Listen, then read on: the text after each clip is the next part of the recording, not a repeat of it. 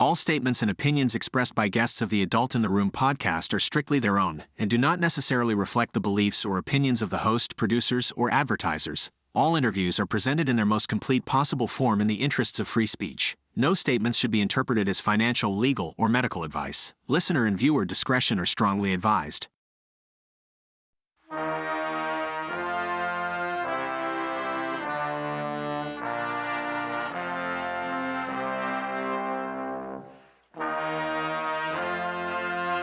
It's the Adult in the Room podcast with Victoria Taft. That's me. We've got a fun edition of the Adult in the Room podcast today with Victoria Taft. Chef Andrew Gruel is smart. He's not that that's anything unusual for this program, obviously. He's outspoken, though. You know this guy. He's talented, and I call him America's chef. And I don't know if anyone else has that label, but I'm transferring it over to Andrew Gruel. So there.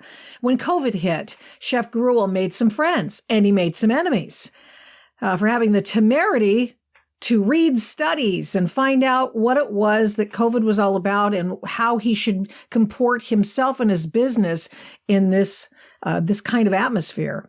Gavin Newsom and his network of so-called experts shut things down, and he believed it made no sense. No, Gavin Newsom probably didn't think it made any sense either. He is, of course, the owner of a business, but he went along with it anyway, and everyone else had to salute smartly and march up the hill. Well, now the experts are back telling us that laboratory food's going to be just fantastic. That meat they're cooking up in some sort of lab, it's going to be the next thing. You're going to love it, everybody.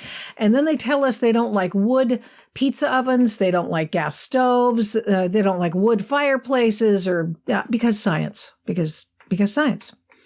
But Chef Gruel is what I'd call a conservative in that he's a conservationist. He likes to conserve things.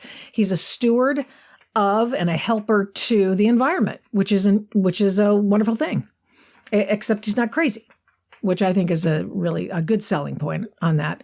He's more than just a guy you may have seen on the Food Network or the nightly news. He's there on all of those things and has been off and on for years and years and years. He really is something. He was the founder of Slapfish and now helms his new concept, American Gravy. And so we're going to talk to him about that as well. Chef Andrew Gruel, America's Chef. Welcome to the Adult in the Room podcast with Victoria Taft. America's Chef, what do you think? Well, thank you for that very, very kind intro. I appreciate it. And it's great to be back. Thank you. Thank you so much for coming on. Well, I think you kind of are. You've put yourself out there. You're not a guy who's hidden away from controversy. You've not been afraid to stand up for what you believe. Standing up for what's right is what's wrong with America. There are too few people doing it. And so it's nice and refreshing when you see someone doing that. And you have just been a guy, I think you've been on a mission your whole life. I mean, you are like a heat-seeking missile. You set a target and you go for it. And that's been the most inspirational thing I've read and heard about you. I've listened to other interviews you've done. I love your origin story. If you don't mind, could you tell us a little bit about how you ended up in that kitchen that you're inside today on this day that we're chatting? Well, I actually grew up in a family where cooking wasn't necessarily the centerpiece. We love food, but my parents worked and they worked hard, long hours. So I was typically relegated to the microwave or takeout and, call it maybe a survival skill. I always loved cooking. I used to watch those old Dump and Stir PBS cooking shows when I was sick from school or when I would fake being sick, and always wanted to learn how to cook, but never thought it would become a career. Throughout high school, my jobs in high school were working in restaurants and hotels and understanding the kitchen. I call it the kind of the pirate ship of the industry. And I went to a small liberal arts college up in Maine, Bates College, and I was studying philosophy and piano performance. But while I was going to college, I was lobstering and working in restaurants up there. And after a couple of years of doing that, I realized I was spending more time in the kitchen than I was in class, and that was really my calling, and I should at least lean into it a little bit and see what it was all about. So I did. I got in the industry, traveled around, worked under various chefs, ultimately went back to school, got my culinary arts degree, and then subsequently my business degree in food marketing and management, food service management, and now here I am. Did anyone tell you when you first started out that a young, good-looking guy like you will end up having to work 12-hour days and nights and weekends? I think that was actually probably the allure for me. I really liked the competitive nature of the industry. I liked the long hours. I liked the endurance that it required. I was kind of an endurance athlete growing up, distance running, swimming, you name it. So for me, that was kind of the fun piece. It was like training.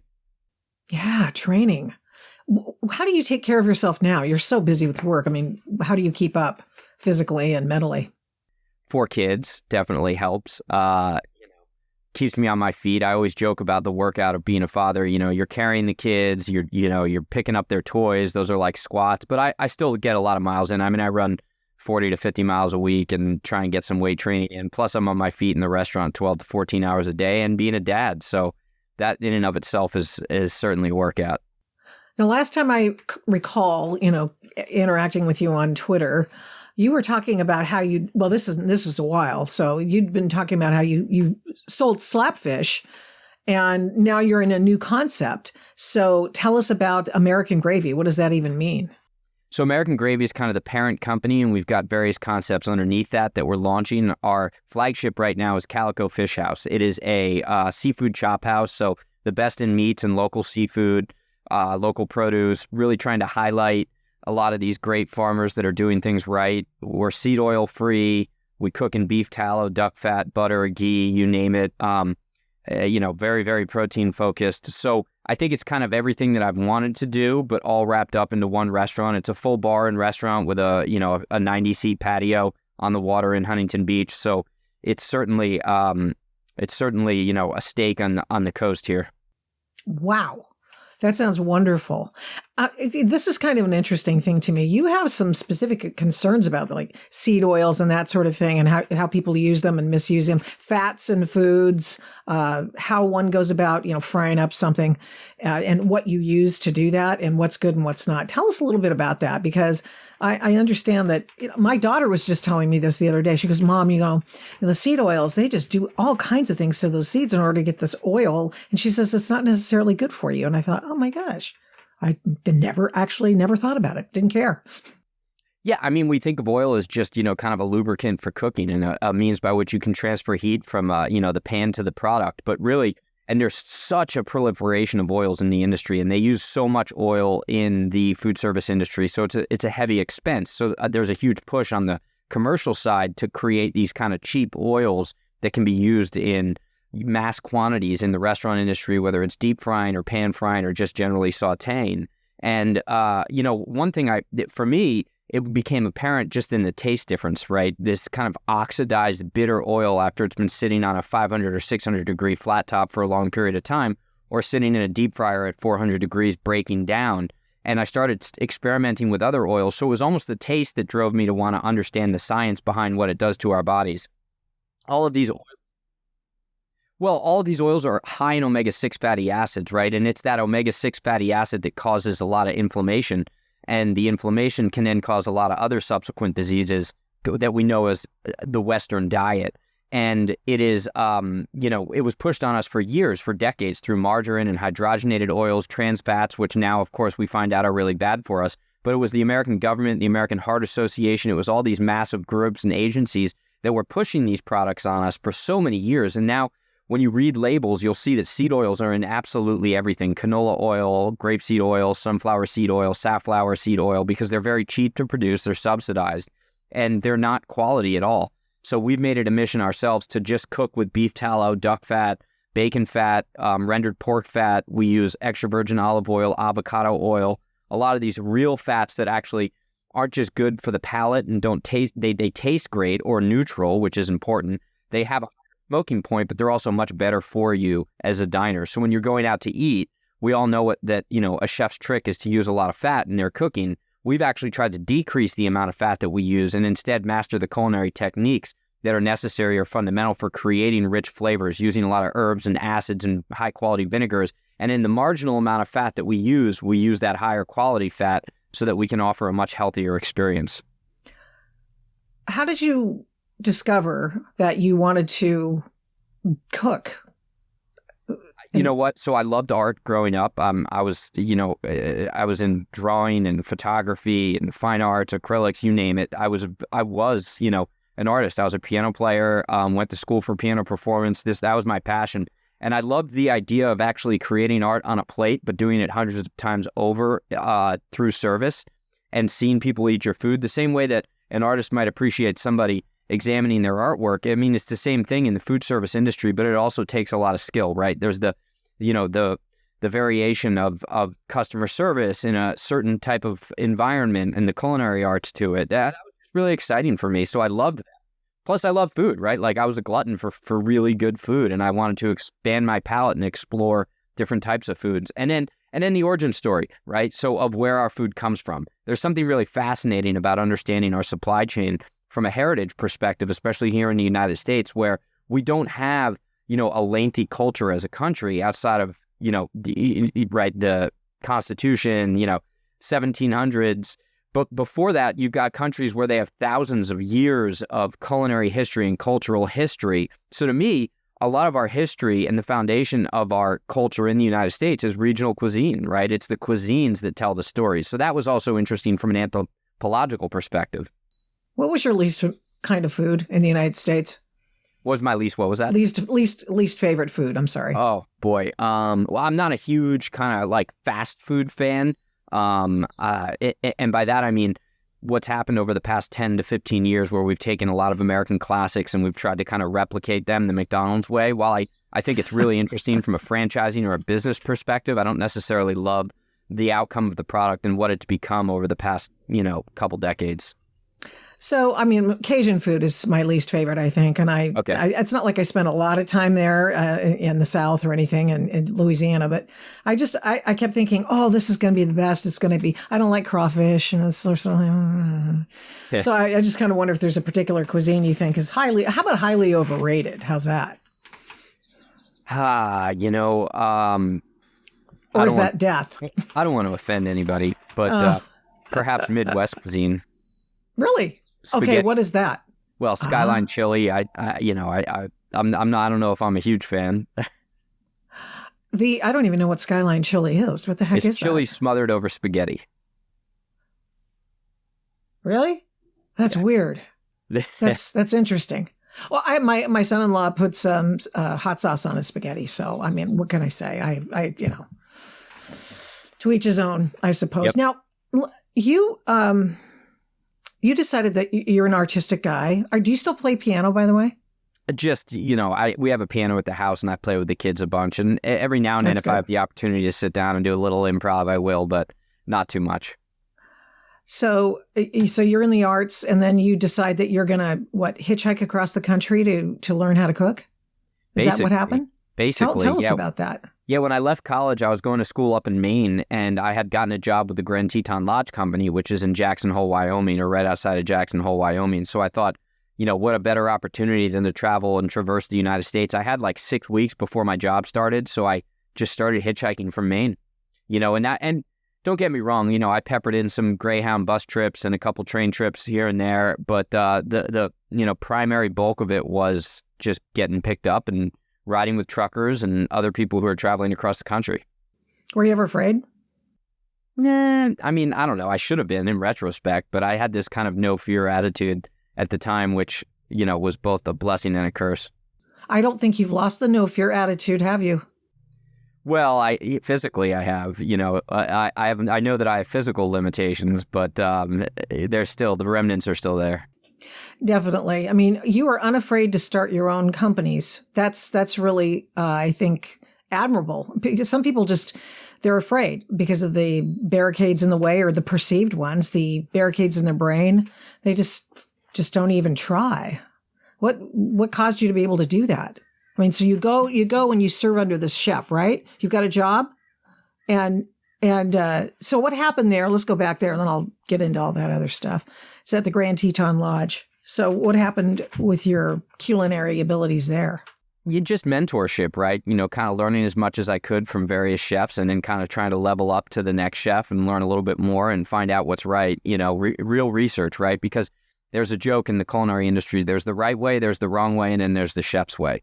So, working for as many chefs as you can while also not job skipping is an opportunity to kind of develop your own style and technique and your own foundation of food. And that was really my goal. So I traveled around and worked under various chefs and then ultimately took the traditional route from culinary school, but I had already worked in the industry for a few years. And from there, it was about then learning the business piece of it. And what drove me to want to open my own business is, the way in which team members and employees were treated in the industry. It was kind of it really was backwards, I believe. We've seen some of that conversation percolate lately, more so on the, I think on the left side of things. But it is true that a lot of workers weren't being treated properly. So I opened my own business to try and learn from what not to do and actually develop a really good team and a community, because you're only as good as your worst player. So that was my goal initially. You worked at Timberline Lodge, which is in my home state of Oregon. That's pretty impressive. Yes. Tell me about that. Beautiful place. Beautiful place. I mean, that was one of the coolest experiences ever. I worked every single job at that place and got to know everybody very well. I lived in government camp, which is just right down the hill from the mountain. And ultimately and then after that, I lived in a little cabin in the woods in Sandy through the summertime, which was also awesome. It was, had like an outdoor outhouse. It was a mile off the main road there. And I would just hike and run. It was the most amazing experience. But that was a fun place because of really the bounty of both, meats and seafood and like the mushrooms in the woods there. It's real rainforest-like habitat. So the morels and the chanterelles and those fresh hand-foraged mushrooms were just unbelievable. You didn't grow up on a farm, right? No. I grew up in New Jersey, so far from a farm. Yeah. So, I know it's the garden state, but maybe not the garden for everyone. So here you are choosing to go far away from your roots in order to find your new roots. And it's impressive. You were a busy guy. When did you finally get this notion that you wanted to marry your love for cuisine and cooking and that sort of thing into your environmentalist leanings? Well, it was always there, right? So the environmental piece was always the undercurrent. It drove all my decisions. If you say there's a why behind everything you do, that was part of the why. I had the opportunity to really dive into it deeply when I started a nonprofit with the Aquarium of the Pacific back in 2008, which was focused on marine stewardship, marine conservation, and sustainable seafood, but through the eyes of a chef. Most seafood is served in restaurants in the United States. So if we were going to try and change the consumer mindset in regards to purchasing better types of seafood and understanding the types of seafood that they're eating, what a better way to do it than through chefs. So I was kind of tasked with educating chefs or educating consumers through chefs, right? In order to try and basically, at the end of the day, get people to eat more seafood, but more of the right types of seafood. What are the right types of seafood? U.S. caught seafood, U.S. wild. There's farm seafood that's still really good, some of which comes out of Canada, but you want to look for certain labels. Best aquaculture practice, BAP is a label that we look for. And then seafood that's imported from countries that have strong, an ocean-focused regulatory framework for the ways in which they harvest their seafood. So is there a stock management plan in place? What does the population of that particular fish stock look like? And is it being fished to maximize its sustainable yield? So there's a lot of different elements related to this notion of sustainable seafood. But at the end of the day, it's really about healthier, higher quality seafood that leaves the ocean kind of where, in a good state. So I've been all over the West Coast, as I call it, and I was always surprised that growing up in the Pacific Northwest and seeing legit really good salmon, and then going to Southern California restaurants, and you know what they offer? They don't offer they don't offer PNW salmon. They offer Scottish salmon or, whatever Atlantic, whatever. And I was always kind of flummoxed by that. I mean, I guess I'm kind of spoiled. I really like the Pacific Northwest salmon. Yeah, no, it is wonderful. I think that, I break it down. Everybody kind of looks at salmon as like a construct for one fish. But to me, Atlantic salmon, which is what you're referring to with the Scottish salmon, is a totally different species than the Pacific salmon, right? They're both salmonoids genetically, but the Pacific salmon, which comprises sockeye salmon, chum salmon, pink salmon, and a couple other subspecies in there, is totally different and eats differently. It's leaner than, say, an Atlantic salmon, which is commercially extinct, and it's primarily farmed nowadays. So, we'll feature both because I think that they plate differently and they eat differently. And it's a matter of how you're preparing it and then what's in season. Furthermore, there's a lot of issues right now with the ways in which seafood is being processed. So a ton of seafood is actually being caught in Alaska or the Pacific Northwest, and it's being shipped to China, frozen, processed, unfrozen, then frozen again and sent out. So the seafood industry is complicated from that, from that perspective. And I think more education is definitely necessary. So you like to keep the origin of the food as close to the people as possible instead of shipping. Yeah. What do you think of Copper River salmon? I mean, I love Copper River's the best. I mean, it's become a brand in and of itself. Yeah, it has. Delicious. Yeah. We bought a whole one the other day at it was maybe this big or something like that. Yep. At the local store had them. We were like, by the way, we live in Nowheresville, and the local store had the fish. And so we thought, okay, well, we'll buy one. Well, that meant we had to break it down. And I've never broken down a fish before, and God bless the thing. It still ate good, but it looked awful after I got done with it. So, well, the key, if you get a whole fish, is to just cut right down the center of it, so you get these big fat salmon steaks. They're wrap cuts, and then you can just kind of roast it and peel the skin off of it after it's cooked. Oh. Well, if I ever have that experience again, I will do it. So you cut where you're not cutting down imagine if you have a fish right in front of you, just cut steaks like right out down the center, right across perpendicular to the back. My God, that makes sense. It makes more sense than what I did, which was I watched a YouTube video. What can I tell you? What can I tell you? The beauty of YouTube, you can be an expert instantaneously. Well, not me. Okay, so we have you going from places, you've had extraordinary professional experiences. And then at one point, did you say, I mean, we've sort of elided it, through it, and well, I started my own restaurant, but really, that wasn't the plan, was it? Were you always going to open up a chain of restaurants and that sort of thing? No. So the reason I went with that kind of multi-unit approach was because the foundation and the mission of Slapfish was to get people to eat more seafood by serving high quality seafood in a fast casual setting, right? If I could kind of break down some of the barriers to approach seafood, because always on the one end of the spectrum, you have like fine dining, white tablecloth seafood, and then on the other end of the spectrum, you have greasy fried things. And I wanted to establish an option right in that middle that was both approachable and affordable, but also high quality. So the desire was to scale and to scale quickly. Yeah. One time, I think I told you this on Twitter, and you might recall it, but I know you talk to a lot of people, but I was in Laguna Beach, and you had Slapfish there. And this is before COVID. And it was hilarious because, I dealt a lot with homeless people, and, just as a person, that's what we did at our church, that we just talked to homeless people a lot.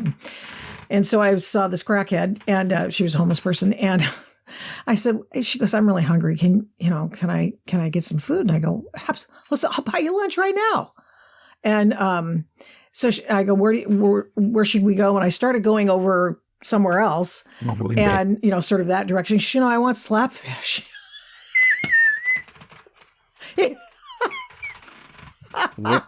Excellent. And I'm thinking, I've had some very interesting experiences with homeless people in Laguna Beach, let me tell you.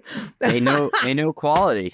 I couldn't believe it. I thought, I can't, I'm buying you this. I can't afford to buy that for myself right now because I have, only $25. But it was hilarious. The other person that I dealt with was a woman. She's right outside Whole Foods. And I said, hey, how you doing today? And she goes, and she goes, I'm really hungry and stuff like that. And I go, well, I'll just go and get you a sandwich at Whole Foods and I'll bring one out to you. How about that? She goes, well, I actually like their soups. And then when I got in there, I go, well, why don't you, okay, I'll get you the vegetable soup. She goes, well, I'm a vegetarian, but I'm a vegan. And so it has to be and I'm not kidding. I mean, it took forever to get this woman what she needed. I mean, the pickiest damn homeless people you've ever seen your life were in. But I did it. I mean, it was fine, whatever. Good for you. Good for you. Well, she might be homeless because she was trying to traverse the vegan supply chain, and that led her to her homelessness. Would you tell me what that's all about? I mean, honest to goodness. Well, I mean, if you're vegan, right, you have a limited amount of options for what types of food to eat, get proteins, the full chain amino acids, and, My vegetarian niece has decided that she's going back to meat because it's not good for her not to eat meat. Yeah. A lot of people realize that quickly. Mm-hmm. So you've got these experiences. You are a chef by trade, and by education. And then comes COVID. And what happened? Well, I mean, it was just, pandemonium and destruction in the restaurant industry. But I think that everybody understands that piece of it. But what they don't understand is that when things were shut down, restaurants still had bills to pay, right? Like, we're a cash flow business. We rely on a day's worth of cash sales to pay yesterday's bills. That's pretty much how it works in any retail environment. But the difference is with retail is traditional retail doesn't have a perishable inventory. So they can sit on their inventory and, churn through their inventory over time. We've got perishable inventory. So not only do we risk losing all the inventory that's on the shelves, which can make up for, a week and a half's worth of sales, but also, we've got the vendors to pay, the landlords to pay, all the necessary vendors and those suppliers that keep our business afloat. They weren't pressing pause on anything, right? Like it was business as usual. So tough time. Really, really tough time. And this got you noticed because you had a fairly popular Twitter presence, but you just went after Gavin Newsom and something happened. What happened? Well, I mean, it was just the hypocrisy, right? It wasn't just Gavin Newsom, but he was obviously at the head of it. Everybody's edicts coming down and all these rules and all of these restrictions that nobody followed who establishes the rules or restrictions. And it was just over and over and over again. And obviously with the whole French laundry fiasco where he banned outdoor dining and he banned indoor dining and he banned outdoor dining and he banned dining without a mask, right? Forcing you to eat or put a mask on in between bites. And then he's pictured. And the thing is, before the pictures were released of him doing that, somebody had brought it up at a press conference and he lied about it. He lied to everybody and he said, no, we were eating outdoors. Nobody was near each other. We were socially distanced. And then the pictures came out and they were eating indoors and they were all sitting on top of one another and they weren't wearing masks. So it was just a lie. I mean, it was just a flat out lie to everybody's face. Even after he attempted to apologize, in quotes, the apology itself was a lie. And then he went to Cabo. Yeah, of course. And who knows where else? Yeah, exactly. Well, so that got you you got in trouble for that. Didn't you get a little visit from the tax man? Yeah. I mean, I got, all of the agencies in the state of California just coincidentally happened to start coming after me for various reasons related to my business, all of which turned up nothing, but still cost us a significant sum of money to try and fight and battle. Of course. Yeah, you're just made of money. Of course. You have 4 kids. You have a wife. When did you have time to do all that as this hard-charging person that you are? Where'd you meet your wife, for example? In the industry. So she worked with me. She went to culinary school. I met her a couple years after I had opened Slapfish, and then she jumped right in and started running everything with me. And so she must have some thoughts on the idea of wood stoves being outlawed and wood-fired pizza ovens being attacked in New York City, and the fact that people say that the natural gas industry is not a clean one and all sorts of things. I mean, are you just tired of this crap? I mean, in California, you could very well have to adhere to some really dumb rules by these so-called experts. Yeah, and we already are, but I think that at the end of the day, what frustrates me the most is somebody who actually does the research and understands the effect that many of these things have on the environment is how backwards they are. I mean, we have decreased our emissions in the United States, our CO2 emissions over the past decade so significantly. We have done so by converting coal to natural gas, and now they want to get rid of natural gas. People also don't recognize is that the lion's share, the majority of all the electricity that's produced is driven by coal and natural gas. So if we remove natural gas from the equation, if we actually electrify everything and then in order to removing natural gas direct from the source, and then we have to produce all of that electricity, well, guess what's driving it? Coal and natural gas. So we're actually doing it in a less efficient manner, which is theoretically going to create more of an output of this carbon and all these particulates that they're concerned about. And so by their very metrics, it's worse for the environment, whatever they're suggesting. So when I bring up these very basic facts that can't be disputed, then, the goalposts change. Now it's a health hazard, right? It becomes a health hazard. And that's what we're going to see, I think, over the next years. I already have started to see some of the studies come out of places like Stanford University where they're funding to come up with reasons why it's a personal health hazard, right? It's no longer environmental, and then they'll loop the environment back into it. So it's always changing. It's a way to scare people, and it's a scare tactic, but it hurts the small business owners. It hurts the independent citizen because all the things they know and they love and the things they take comfort in, food, fire, right, pizza, are getting removed. And it's just another way in which they can kind of control the populace. And it's another thing, too. So you talk about finding comfort in fire, lack of forest management, and just blaming all the forest fires and wildfires on the climate change, when in fact it's forest management. And in addition, it's other things that they do as well. And well, then and arsonists, a bunch of Yeah. crazy whack jobs out there. Sure. And the other thing is that, when you have a big old forest fire and all of a sudden Oregon's decided well, we're not really going to fight fires anymore. And we're not going to allow any logging on certain federal lands anymore. And we're so sorry. And then, of course, you have this huge acres upon acres of fuel that are not allowed to be salvaged, logged and all that stuff. So you've got fuel on fuel. And then when their fires inevitably come, caused by your crazy arsonist or lightning, which is most of them, then what happens? It emits all of the CO2, which resides inside a tree, because forests are CO2 sinks. That's where that CO2 sticks around until you release it. And these are the dumb things environmentalists do. I just swear, I don't think they really believe what they're saying. Well, it's become an industry, right? So like, the environment and the fear that is being produced around the environment or environmental catastrophe in and of itself is a moneymaker. And I think that the intentions in many cases were good from the start, but when they grow to become massive corporations, under the pseudonym of a nonprofit, then we run into the same issues that we run into with any large corporation, right? That diffusion of responsibility, the need for money, the lobbying, the connection with the government, and then it's, there's cronyism involved, and you start to see public policy chasing the dollars as opposed to just policy in a vacuum.